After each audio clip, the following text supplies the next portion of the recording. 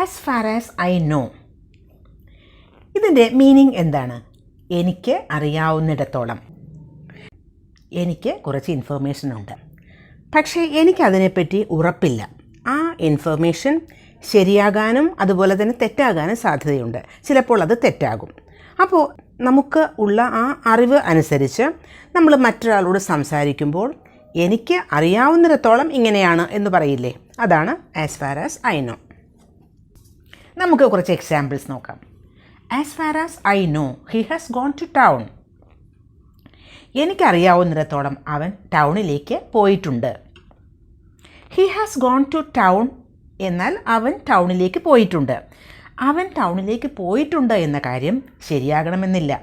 ചിലപ്പോൾ അവൻ വീട്ടിൽ തന്നെ ഉണ്ടാകാം, പക്ഷേ എനിക്ക് കിട്ടിയ ഇൻഫർമേഷൻ അനുസരിച്ച് അവൻ ടൗണിൽ പോയിട്ടുണ്ട്. എനിക്കതിന് ഉറപ്പില്ല, ചിലപ്പോൾ അത് തെറ്റാകാം. As far as I know he has gone to town. It only lasted for a couple of years. As far as I know എനിക്കറിയാവുന്നിടത്തോളം അത് 2 കൊല്ലം മാത്രമേ നിലനിന്നുള്ളൂ.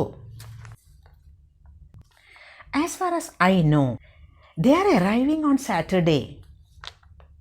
എനിക്കറിയാവുന്നിടത്തോളം അവർ സാറ്റർഡേ വരുന്നുണ്ട്. As far as I know there is a quiz program on TV.